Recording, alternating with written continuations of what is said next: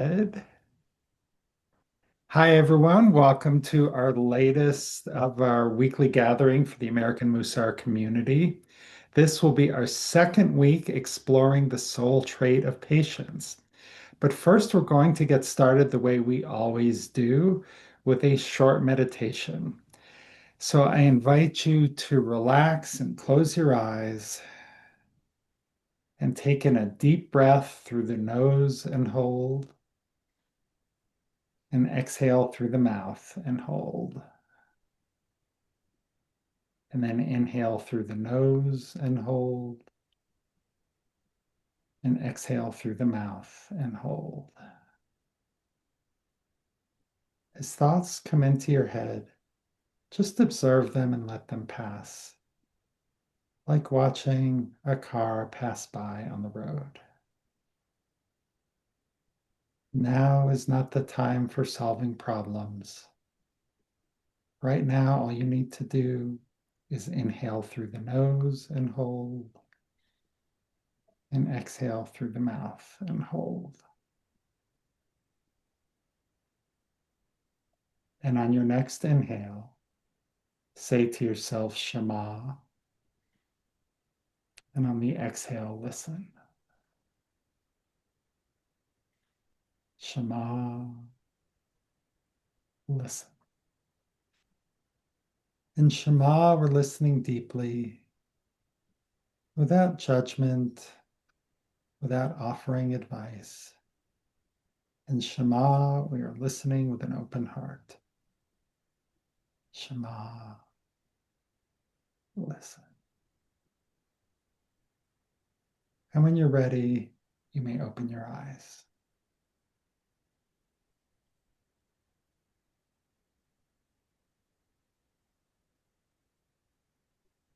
Well, friends, as we look to delve in, and it's nice to see some new arrivals, Martin and Chaya and Guy, welcome. It's nice to you could join us today. We'll begin with a little bit of a check-in, as is our custom. And so the question that I want to ask, it's very simple. We won't keep the slide up very long, but how did patience show up for you last week? And did you try a practice? So, Martin, you are first up. Yeah, my with the current rain, my roof started leaking again. No. So I've got all my great contractors to solve the problem. So it tested my patience for a minute until I made my phone calls to my trusted workers. Hmm. Okay, thank you, Martin. Bonnie.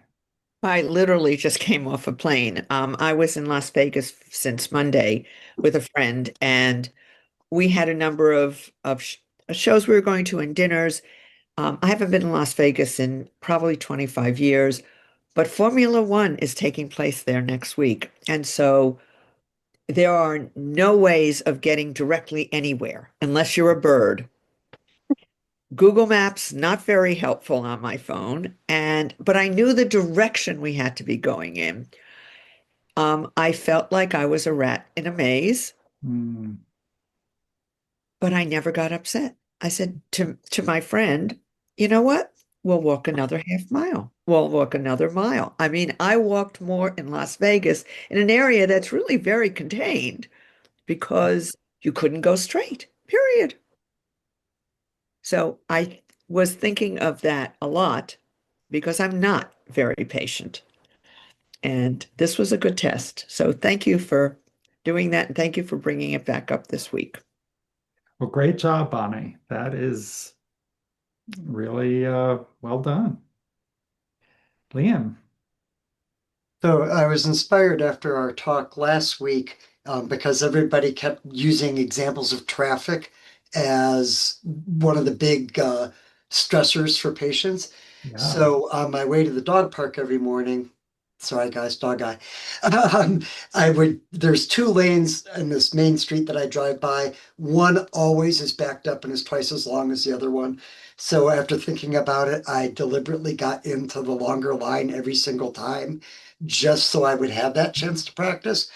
But seriously, I thought about class and or session, whatever, and it really helped to get through it and just take that deep breath. And Mm, by the end of the week, I started noticing things that I wouldn't have taken the time to pay attention to on the mm, drive, like clouds or, the mm. little I forget, prairie dogs running down the street and things like that. So yeah, I thought of you guys a lot this week. Fantastic. Thank you, Liam. Wendy. Hello. Well, I learned to use thankfulness and gratefulness um, this week um, to combat impatience. And I thought, oh, yes, I'll be patient. Of course, I was patient all week. But then it came time for us to, I study Hebrew with our rabbi, and we're usually in a small library. It's not big, but a small library. But the students in Sunday school were making cards for the IDF soldiers, the lone soldier card thing. So they Mm, were all in the place where we usually were. And so there's this little, it's not even a foyer, it's not a hallway, it's just the entrance to the synagogue. And they had a table, a card table. She set up a card table. She said, we're going to study in here today. mm, And if you remember last week, I said, I know when my patience is tried, when I start complaining, and I really wanted to complain. But mm, instead, I said, wait a minute, let's think about why you're studying here. First of all, it's because the synagogue has grown from like 10 people to like 200. So that's a good thing. That's like in about a year and a half. So that's great. And it's because it's so crowded and now we have so many children and not enough space. I said, that's great. I can enjoy this space knowing I'm supposed to be in this place.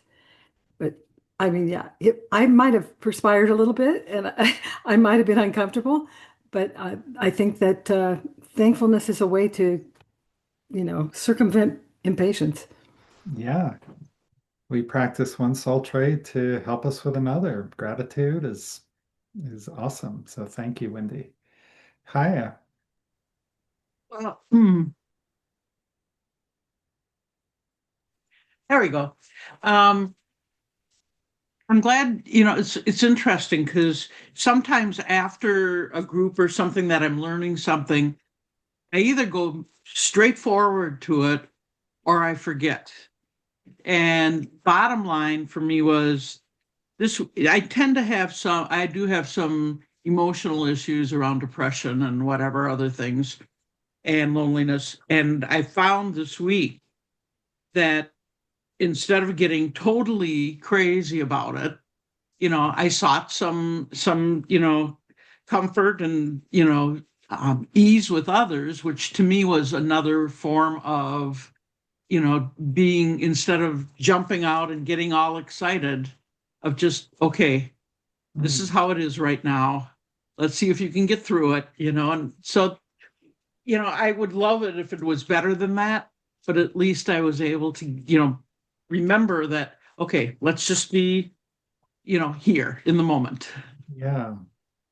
Yeah, thank you so much, Hiya, and listening with an open heart. And, you know, Musar is all about small steps.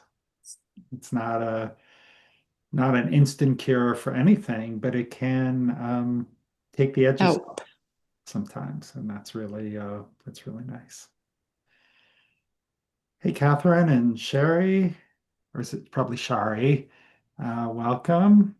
Uh, and Sarah as well, and Barbara. I don't think I have greeted you personally, so nice to see you. All right, so we're going to take this a little bit deeper.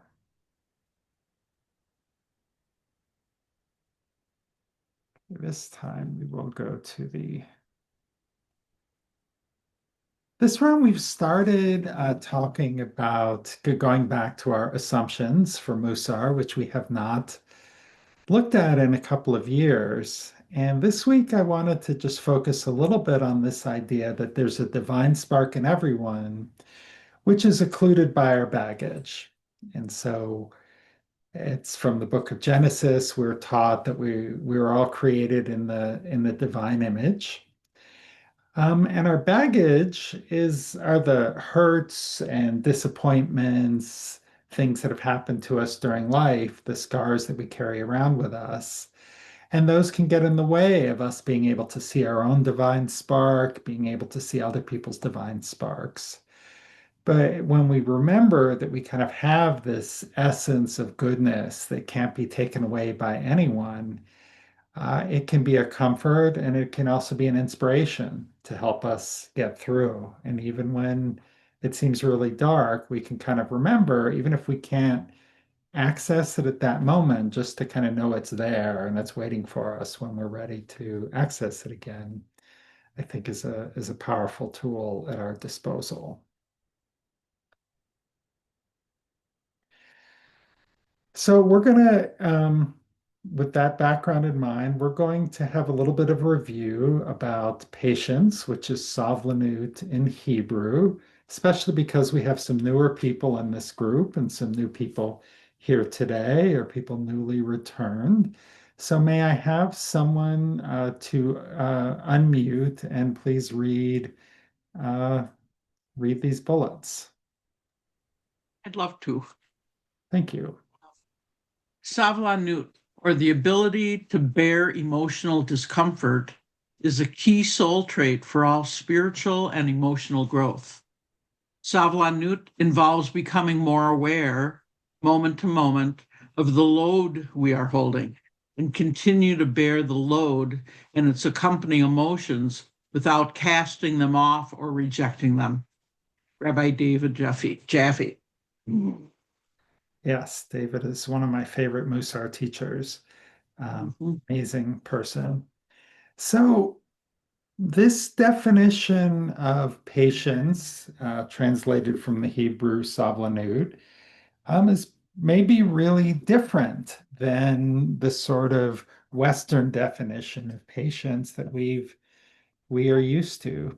I'm going to stop the share just so we can all see each other a little bit, but I will copy and paste this into the chat. So while I'm doing that, have a think. What's different, surprising about this definition from maybe this sort of patience that you're used to thinking about? Okay, I've got that copied. This has to go to everyone. There we go. Beth. Well, And the Paul. Western definition of patience seems to be outward directed. Like, I have to be patient with this child because he's being very difficult. Whereas the Hebrew definition is more inward directed. I have to bear my emotions during whatever's happening, whatever's causing them. Love that. Thank you, Beth. Paul, and then Nico. Yeah, I had I was imagining myself a younger me, being patient, let's say with my little brother, something like that. And what I was learning as a young person. And it was uh, to simply not act out myself, but there was nothing in there about somehow coming to terms with whatever was going on inside me. It was just being patient with somebody else meant stuffing all of my emotions down. That way they wouldn't bother me. So it's very different than burying them, and sort of experiencing them as the Savanut indicates. So Yeah. I've learned since then that that's not a very good plan, that stuffing them down doesn't make them go away, that they come back in the least opportune moments. So, yeah. Surprise. Okay. That's it. Surprise. Yeah. It's kind of the surprise in the kind of jump scare from the horror movie sort of surprise, not the oh, how nice of you to bring me a cake type of surprise. Um, Nico. Hi. Yeah, I like this definition because I know I said last time that to me, was more a symptom of something else, of another trait. Mhm. And because of that, I had trouble seeing it in itself as a trait. But with that definition, the part about the awareness, moment to moment, of what is going on and how we are reacting Hmm. makes me reconsider that and seeing it not only as a trait, but as a pillar and a foundation to other traits and to progress and improving, because this is by practicing this awareness and this patience, this is the way that I can, in a way, monitor and be aware of my own feelings moment to moment and not react immediately to something that is linked to another trait, to, I don't know, taking up too much space or not enough space or standing up for myself, that kind of thing. By practicing this kind of patience, I can uh, get that space, as we said, between the match and the flammable material, and yeah, sort of build on that and use the patience. So I'm reconsidering the trait itself thanks to that definition. Wonderful. That's amazing, Nico. And you remind me of something when my kids were teenagers, and one of them was having some kind of meltdown, was yelling and or crying at me, very upset. And I was standing in our kitchen, and I just remember they're going, wow, this is really bearing the burden of the uncomfortable situation. I was trying not to yell back. I was trying not to kind of, throw gas on the fire, but it was really miserable to just sit there and take it and try to be calm and reassuring. And um, yeah, so if you're not there yet, you may be in 10 years, because that's about how long it took me to get to that place. Mm. But um, yeah, so Barbara. Yeah, I was really surprised by this definition. Hmm. Because when I think about patience, I the idea of bearing the emotion without rejecting it is the part that is surprising to me. Hmm. That, when I think about being patient, that means I'm rejecting my feelings of anger and frustration, or I'm trying to not feel those feelings rather than, or find some way to relieve those feelings instead Hmm. of just bearing them. So it's just a very completely different way of looking at what patience means. Yeah. I'm not quite sure how to do it, but it's a very interesting thought. Yeah. Yeah, well, I can see, yeah, I really like these definitions too. And I can see that for you and for a lot of people, it's been a bit of an eye opener. And yeah, okay, and I think I used to think of patience as like calmness. It's like, okay, well, I just have to stay calm, and I can either stay calm by, stuffing the feelings down, as Paul said, or as, you know, just trying to make them go away. Yeah, if we can just get all the negative out of our life, then everything's great. But that's not the way life works, and so. I see Carrie, and then I think I said, and then Sarah. I had experience with both types of patients today. I was trying to clean out my studio to switch it from mosaics to painting, and it's a total wreck. And I was getting very, very frustrated and very angry at myself for letting it get to that point. So I stepped back and started to honor my feelings. Mm. uh, my impatience with myself, my impatience with the process, and how uncomfortable I felt about it. And I eventually decided, okay, yeah, this really sucks. And um, you need to forgive yourself, be kind to yourself for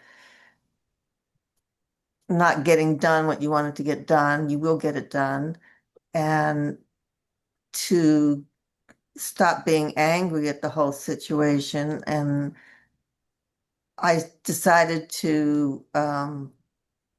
was aggravated by the fact that I ate a ton of pumpkin candy, those candy corn things. So I was, my sugar was going blah, blah, blah. But I calmed down and I started to tackle it a little bit, a little spot. And um, I honored the fact that I shouldn't have had the candy, and and that meant, didn't help any. But I was going back and forth between the discomfort and then getting something done, getting things set up. So it was really interesting. I finally left the studio and came home and collapsed. So it was a good experience with the patients and both definitions. Thank you. Amazing, Carrie. Thank you. Okay, I think Sarah was up next. Hi, everybody. So I think that, I'm looking at what you put in the chat, the ability to bear emotional discomfort. Yeah, well, that's challenging. And then on the bottom where it says moment to, being more aware moment to moment of the load we're holding and accompanying emotions without casting them off or rejecting. So it made me think of the phrase bearing witness, and like, for myself, or if I'm going to be a compassionate human being, bearing witness to somebody else, kind of being there. And, just the ability to pause, I think that the serenity is in the pause. Mm. And, to not be reactive is the challenge, for me. And, especially for things that are uncomfortable. So, but I think that, the couple of things I think that I've learned from recovery is this idea of bearing witness, even for myself, for example, and saying, wow, you're really upset or you're really triggered. And then to pause and, just because, you can give yourself some grace in that pause. And, of course, like, you carry or everybody, we do these things to sort of try to make us feel better. But I think that, the most mature thing for me is to just sort of sit in it and wait and realize that I'm not going to die if I'm uncomfortable. So that's what it brought up for me. Thanks. Thank you, Sarah. I love that you brought in the kind of bearing witness framework, and that was very powerful. So thank you. Okay, well, let's go a little bit deeper.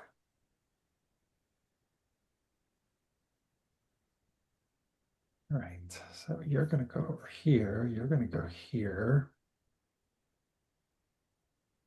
So we've been talking about, this bearing witness and kind of sitting in the discomfort. And of course, the mantra that this one I wrote modifying the this too shall pass, which is very common. This too shall pass, and I have the strength to get by until it does. But when is it too much? Great, bearing the discomfort, but we can't bear it. We're not supposed to bear it forever. So what might that look like? Talked about this a bit last week too. Yes, Eileen, and then Pete. I think the way that I know it's too much most often is when people around me say it's too much, Aileen. They see me suffering and or I mean maybe suffering's too much of a thing, but procrastinating too much or hanging in something that's not very useful to me. And that's the gift of having people around you who care about you, Yeah. who can say, you've been doing this too long now. Time to move. I love that. Yeah, we are not always we are the last person sometimes to know what's going on with us, and having a advice from a good friend sounds very powerful. Thank you. Shelley and then Martin. Sorry. When I saw that comment, my first reaction is the faith that we have with patients. And that's at some point, you might have too much patience and you've had enough. It's kind of like when you're searching for keys and you've gone over your entire place and you just say, I've had enough. And then miraculously, God shows it to you in your mind where the keys are, or they show up. So my take on that is that's when you say, let go and let God. Thank you. Shelley. Peter, was your hand up before? Yeah.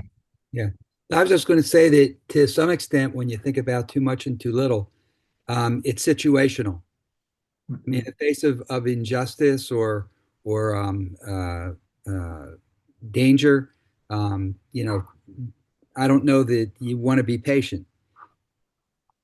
Yeah, absolutely. It was the situation last week. We were sitting on a tarmac, waiting for our plane to pull up to the gate, not going anywhere, only 10 feet away, with a very short time till our connection. And what do you do? And so I said to myself, what can I do in this situation to make it better? And there wasn't a whole lot. I mean, I could have pushed people out of the way, but that wouldn't have been very appropriate. I think assessing and thinking about those things that you can do something about and those things that can't, and just go with the flow. And sometimes you don't have a choice. Absolutely. And that's, by the way, we made our connection. Good. And pushing people out of the way and getting arrested might have jeopardized that. Wouldn't it be good? No. Yeah. I've heard that sometimes patience Savlanut described as a gift from the divine. Like when you really can't do anything else, that's what we have. So we have that ability to kind of hang in there. It's comfort. Martin and then Beth. Yeah, I find it's too much when my friend says, Martin, you're ruminating. And then that wakes me up. Yeah. Thank you. Again, those helpful friend comments. Beth. For me, too much patience is when I need to be aware when I'm approaching burnout. Sometimes, I've taken on too much. I'm getting better at it now, but when I was younger, I still have some problems with it, but I'm getting better at saying no to things that, yeah, I could do it. Yeah, I could probably fit it in my schedule, but do I really have time for it? And it is very hard sometimes to say no when people want you to help. But being aware when you're coming close to burnout, when to say no, and when to say it's time for me to quit one of the things that I've taken on, one of the projects. I need to hand it off to someone else. I need to get a helper, a trainee, a Joshua for my Moses.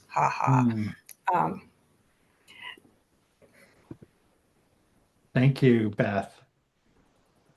Yeah, that helper.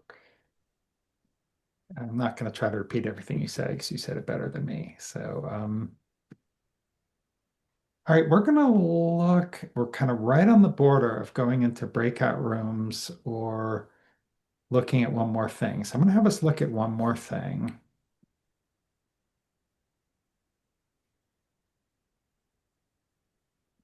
And it's related to what we'll talk about in the breakout rooms.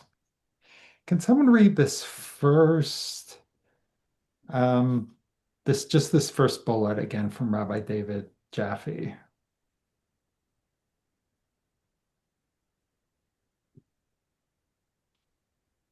Sure.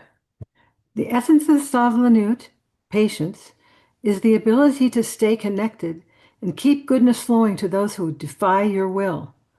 I learned from this experience that when I remember my connection with others, it can prevent me from losing it. Great, thank you. One last week, somebody brought up this idea that patience and humility are very connected. And one of the things that can try our patience is someone defying our will. So, uh, what do you think about this sort of keeping connected with others? Sometimes, like in the case that Peter talked about, where, it's the plane and it's you're right there, but it's not kind of moving. It's a bigger situation, but sometimes if it's at work or in a family, I'm with someone else who's kind of defying our will. Yeah, Toby. I'm in a study group with a lady who is she has a very definite personality, and she is one of those people that sucks all the oxygen out of a room when she is there. She is very bright, but I find that I have issues with her. I'm not sure, I'm sure it's partly my fault, but we were in this study group together, and sometimes she just talks and talks and talks and talks, and nobody else gets a chance to say anything.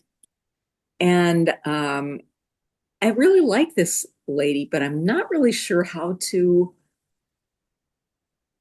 maneuver the situation so that she understands that other people would like to say something. So it's been a real challenge I don't have a lot of patience to begin with, but I have to keep reminding myself, you really like this woman. She's very bright. She has, some things going on in her life, and I have to keep reminding myself of that. And that's kind of my way of expressing patience. I don't say anything out loud. I'm just reminding myself internally, hey, every soul a holy soul. Yeah. It doesn't solve the problem, but at least it provides me, it makes me feel like I'm being a good person. Well, I think you could definitely argue that you're being a good person and um, you're not throwing gas on the fire and you're not damaging the relationship, you know. And I suspect over time you will think of a way to give that feedback in a way that doesn't damage the relationship. And um, so you're moving into kind of what I would call the 300 level Mussar class stuff, like these are the more challenging cases, and you're already doing a lot of things really well. So, all right, well, I think that was um, a good visit to that one particular issue. And this next one is uh, kind of similar. And this is where we're going for our breakout groups. I'm trying to actually, there we go. The Zoom tools were kind of blocking my ability to go to this. So can someone can someone please unmute and read this first bullet? Yes, Sarah.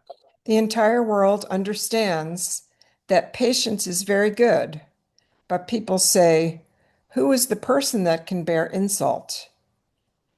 It is proper for a person to fortify themselves with great courage and strength. Everything which a person desires, he can achieve with divine assistance. Great. Thank you, Sarah. So the example that Toby was giving us, the 300 level problem, is, someone who we like, who's nice, but is talking too much and it's getting to be a little bit much. Here's someone who's being insulting. How do we keep our patients there? Now we're in the 400 level or maybe even the graduate level sort of patience challenge. Okay. And so Paleiotes, this was a book that was written in Constantinople. It's a Sephardic Jewish Mussar book from the 19th century. these really short chapters that are kind of very, they get right to the point. So when we're dealing with difficult people, Rabbi Papo's approach is you fortify yourself from divine assistance. So where might you fortify yourself when dealing with difficult people to help maintain your patience? So that is what we will discuss in the breakout rooms. So I've looked at these. So if you're newer, there'll be one or two other people who are more experienced. It's a great chance to just kind of talk off camera and get to know each other. So I would really encourage everyone to click the button and join your breakout rooms. And we'll come back and I'll signal you and you'll know when it's time to come back.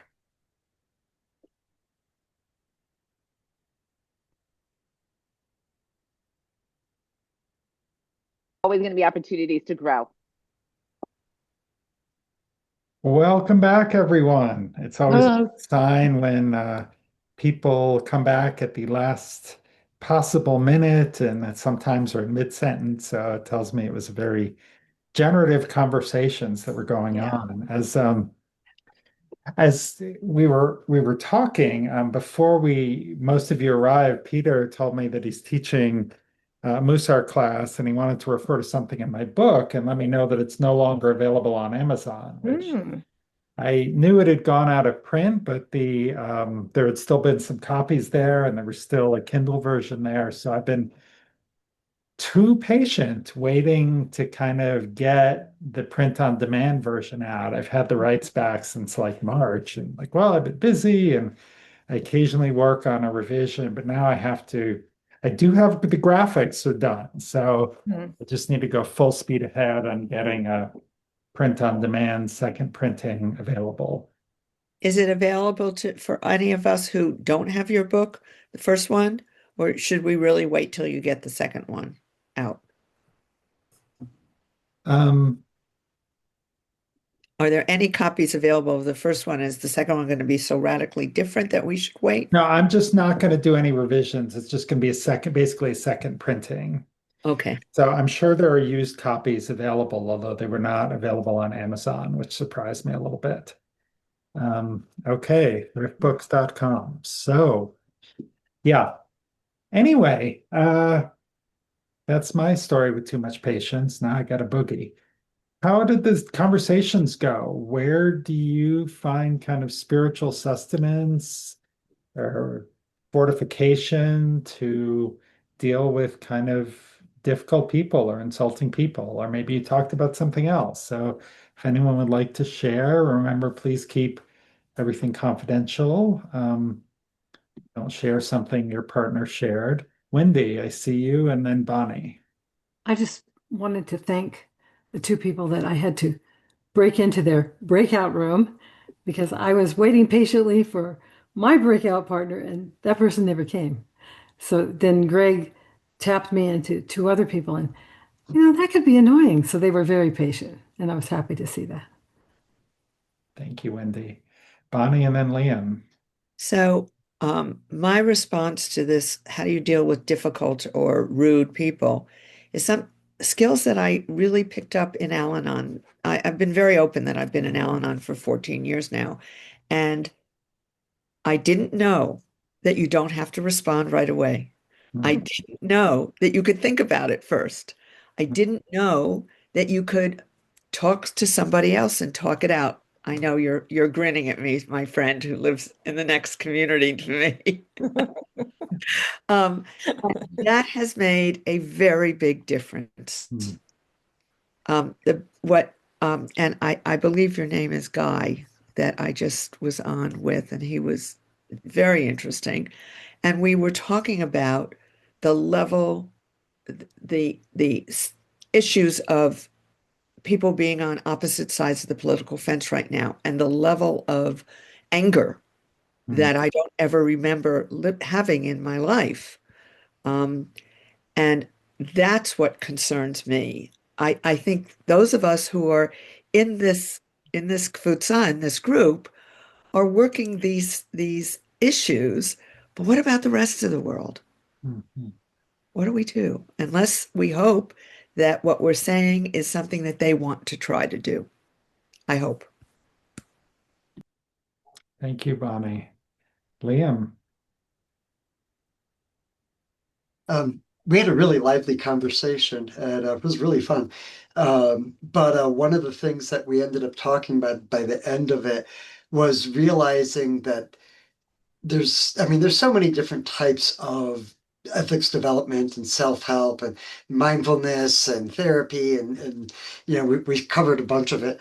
And we started to realize that a lot of these things that we're talking about we, each of these different traditions use the same thing, but different language for it. And I realized that, um, sorry, computer's talking to me, that by the end of it, I had figured out what I'm doing to refresh myself, which after reading your statement, I thought like, God, do I really do anything to fortify myself? And then I realized by the end of it, like, oh yeah, I deep breathe. And so it was really interesting to realize that like something that I took from mindfulness was like, oh yeah, that's in Musar too. It's just not put the same way. And Yeah. found it very fascinating. Thank you, Liam. Can't go wrong deep breathing. Anyone else care to share an insight or an experience? Sarah.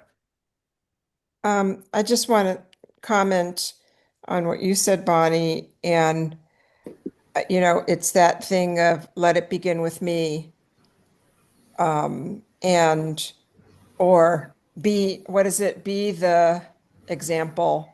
There's lots of different phrases that talk about, that we are powerless over people, places, and things, but we can go forth in the world and be an example. And, I agree. I'm very concerned about the state of our world. And I think that we can practice some of these ideas of patience, like listening with an open heart and not, being reactive in situations. I think it's good to talk to people on both sides of the aisle. And I think that ultimately there's commonalities. So that's kind of, I just wanted to say that. Thank you, Sarah. Yeah, I think the quote you may have been trying to remember was be the change you want to see in the world. Thank you. That was it. Yeah, that's a great one. So we're gonna have to go speed round because we have only 3 minutes left. So we'll have Beth and Karen and then Linda or Frank. And then I want to just open it up to any of our newer people or people who haven't spoken yet today to give them a chance. So first we'll start with Beth.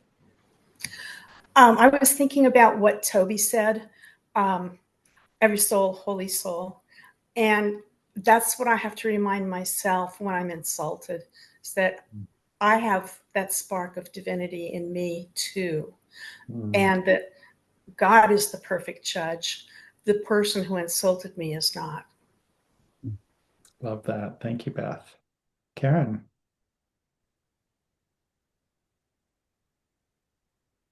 So when I feel the need to be more patient, what fortifies me often at this point, since I've been studying this for quite a while, is that I like a really good challenge.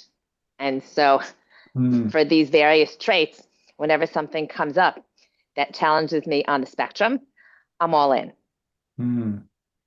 Love that. Thank you, I Karen. have learned lots of different ways to deal with this. Patience is not the most difficult trait for me, so I'll stop there. But I have learned that every time I feel uncomfortable, it's an opportunity for me to grow. Yeah, love that. Zero to you. Frank or Linda?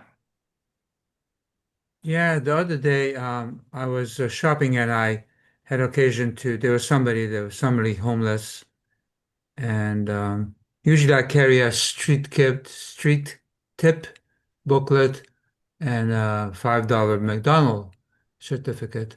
And what I do is I give it to them, and I also tell them that I also dealing with some challenges, and would they give me a blessing? And he wished me well. And then he said, what I really need is $10. And I said, I'm sorry, and I left. And I realized that I went into kind of deserving and undeserving people. And I said, I can't go there. And that's the wrong place to be. And I was explaining to Linda that what happens is that, and to me myself, is that I was somebody who opened up to him. And who else is he going to ask? Mm. Yeah. So the idea is what kind of conversations we have with ourselves. Yeah. I'll be thinking about that question. Who else did he have to ask for a while? Thank you, Frank. And thank you all for being here today. If you are watching on the recording, thanks for hanging in this long. You made it the whole way. Please give us a like or a share so the YouTube algorithm will pass this on to other people. We will have one more meeting before we'll meet next week, and then the following week we'll be off for Thanksgiving. But we will meet next week. It will probably be enthusiasm. There's a small chance I might roll us over for another week of patience because it's been very generative. So let's all close our eyes once again, taking a nice leisurely deep breath and a nice leisurely exhale. We'll just take a moment of gratitude for all of the souls who have been walking together on this journey today. When you're ready, you may open your eyes.